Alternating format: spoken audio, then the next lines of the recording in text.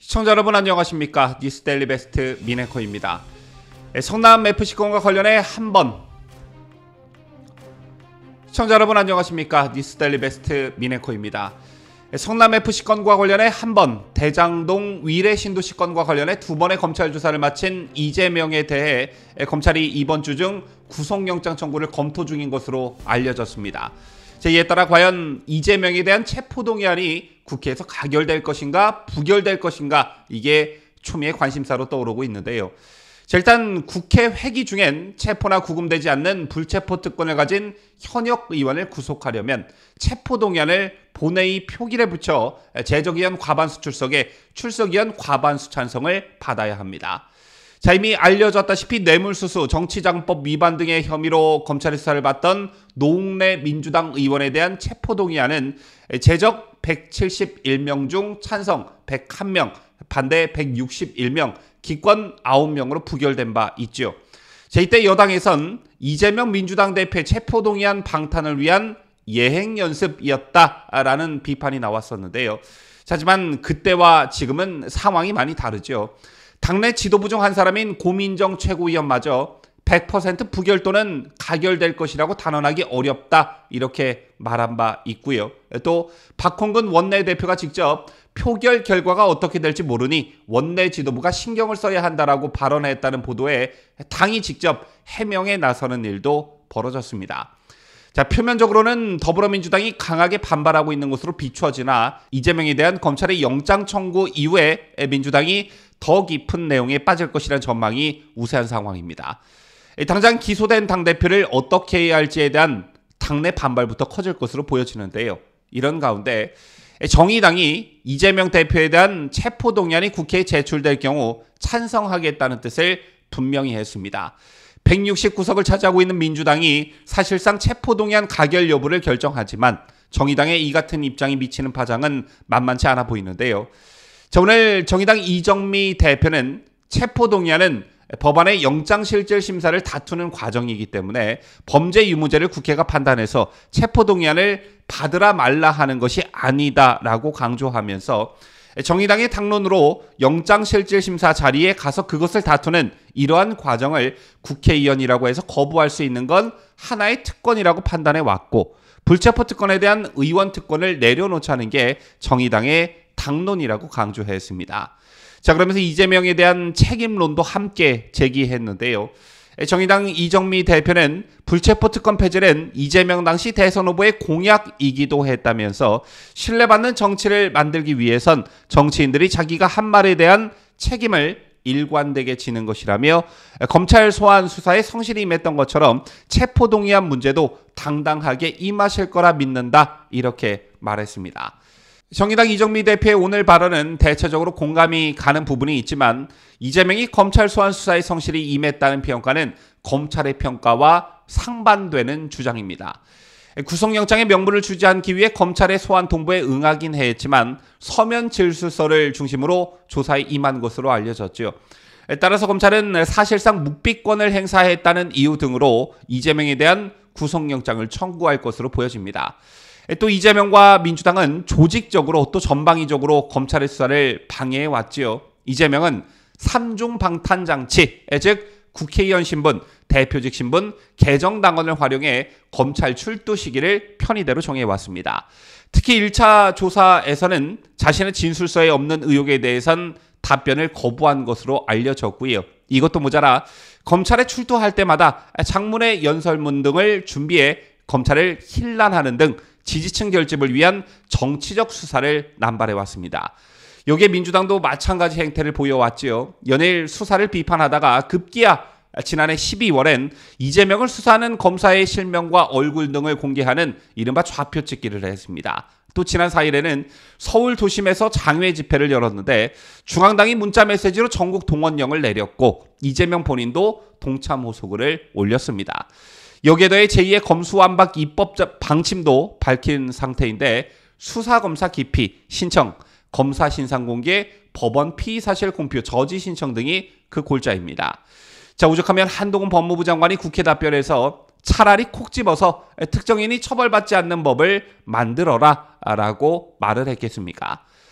자, 어쨌든 정당의 에너지가 총동원된 이런 행태들은 수사하는 검사는 물론 사건과 관련된 공범이나 증인들에게도 큰 압박이 될 수 있습니다.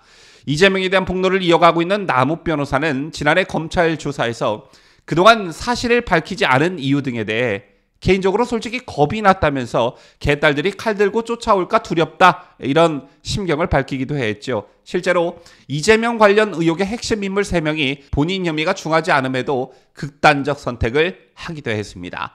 자, 따라서 이재명을 구속하는 일, 즉 신병을 확보해 놓고 수사하는 것과 계속 저렇게 정치적 영향력을 행사하면서 노골적인 수사 방해를 하게 놔두는 것은 하늘과 땅 차이라고 할 수 있고요. 현재 검찰의 시각은 사업 최종 결재권자였던 이재명의 배임 혐의가 법원에서 인정이 되면 중형을 선고받을 수 있다, 이렇게 자신하고 있는 듯합니다. 이 또한 구속 사유이기도 한데 이재명이 받고 있는 혐의는 10년 이상 징역형 적용 대상이기도 하죠. 자, 다시 본론으로 돌아가 이재명에 대한 체포동의안 가결과 부결 여부는 쉽게 예측할 수 있는 부분이 아닙니다. 복잡한 셈법들이 맞물려 있기 때문인데요. 다시 한번 정리하자면 현역 의원 체포 동의안은 재적의원 과반 출석, 출석의원 과반 찬성으로 가결됩니다. 민주당의 의석수가 169석이고 국민의힘이 115석이니 야당 전원이 반대를 한다면 부결될 가능성이 매우 높죠. 그런데 민주당과 정의당 무소속 의원 중 35명만 찬성하면 체포 동의안은 통과됩니다. 자, 일단 정의당이 오늘 이재명 체포동의안의 찬성 입장을 공식적으로 표명했기 때문에 정의당 소속의 6표는 확보가 됐다고 치면 29표가 모자란 상황입니다. 저기 기본소득당 1명, 시대전환 1명이 찬성한다고 하면 27표가 모자란데 무소속 7명이 있지만 대부분이 민주당 출신들이죠. 어쨌든 결론적으로 민주당 내에서 30표 정도가 가결의 표를 던져야 이재명에 대한 체포동의안이 국회에서 통과된다는 것인데 이거 불가능한 일도 아닙니다. 자, 일단 민주당 내 계파 분석을 해야 체포동의안 가결 가능성을 점쳐볼 수 있는데 민주당만큼 계파 구도가 복잡한 정당도 없지만 최근 출범한 몇 개의 연구 모임을 중심으로 계파가 명확히 나뉘고 있다는 분석이 나오고 있죠. 민주당은 지난해 전당대회에서 초선 이재명을 당대표로 선출하면서 수십 년간 민주당의 헤게모니를 갖고 있던 친문과 친노 계열이 친이재명계에게 주도권을 뺏기게 됐습니다. 하지만 이재명의 사법 리스크로 인해 다시 친문이 부활 신호탄을 쏘아 올렸는데 그 첫 신호탄은 친문 의원의 모임인 사이제의 출범입니다. 자, 지난달 18일 출범된 이 모임은 문재인 정부 당시 청와대에서 일했던 인사들을 중심으로 이루어진 모임인데 친문계 원로와 장차관 출신 인사들이 대거 포함됐고 박범계, 전해철, 도종환, 정태호, 이용선 등 현역 의원들도 이 모임에 이름을 올렸습니다. 저기에 박노구 전 보건복지부 장관, 조대엽 전 청와대 정책기획위원장이 사이제 공동대표 등을 맡았고요. 특히 민주당 친문계의 좌장이라 할 수 있는 이낙연, 김부겸 전 국무총리는 고문직에 이름을 올렸습니다. 자, 일단 주도권을 친이재명계에게 모두 뺏긴 친문계 입장에선 어떤 구심점이 생겼다, 이렇게 볼 수 있는데 그런데 재미있는 사실이 한 가지가 있죠. 현재 이재명의 구속영장이 거론되는 부분은 대장동 게이트와 관련해서입니다. 물론 성남FC 건과 위례신도시 건이 함께 묶여서 구속영장을 청구하는 방안이 유력하나 대장동이 그 핵심이죠. 그런데 이 대장동 이슈의 시초 어디였습니까? 이재명이 당대표로 선출됐던 지난 전당대회 과정에서 이낙연 캠프 측에서 비롯된 것이었습니다. 자, 그런데 자신들이 먼저 당내 경선에서 제기한 문제로 결국 이재명이 구속 위기에 처했는데 이 체포동의안을 친문계가 반대한다? 자, 이거 모순이죠. 또 현대판 4.45입이라는 논란이 있었던 결선 투표 논란, 여러분들 다들 기억하고 계실 텐데요. 당시 전당대회 과정에서 이낙연 측은 사퇴환 후보들의 표를 무효 처리한 점을 문제 삼으며 이재명이 과반을 넘지 않았다, 이렇게 주장했습니다. 이때 굉장히 시끄러웠었는데 이때 친이재명 진영에 행했던 경선 결과 불복에 가까운 친이낙연계의 공격들을 친명계들이 아직도 잊지 않고 있다는 소문이 정치권에 파다합니다. 자, 따라서 친문계의 집합체인 사이제라는 모임에 출연해 정치적 해석이 잇따를 수밖에 없었던 것이고요. 그 다음이 비명계인데 뭐 넓은 의미에선 친문계라고 할 수 있지만 약간 결이 다르죠. 지난달 31일 첫 토론회를 가진 민주당의 길이라는 모임이 있습니다. 이재명이 보궐선거에 출마할 때 또 전당대회에 출마할 때 비판을 했던 비명계 의원들 대부분이 이 모임에 합류했는데요. 이인영, 홍영표, 강병원, 김영배, 김종민 의원들이 눈에 띄었고 또 이재명을 비판해왔던 이원욱, 박용진, 조홍천 의원도 합세했습니다.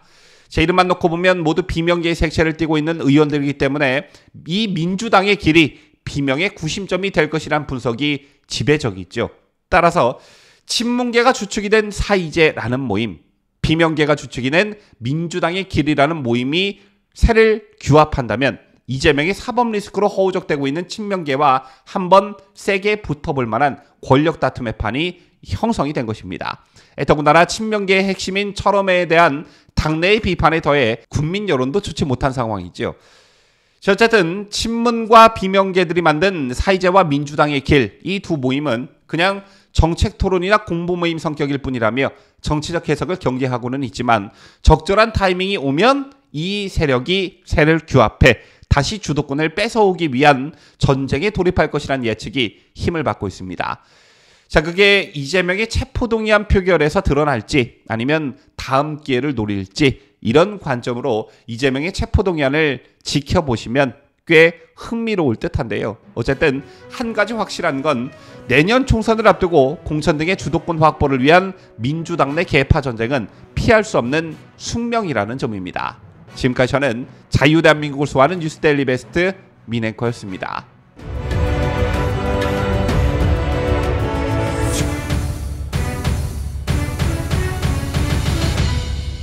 함께해요. 뉴스데일리 베스트.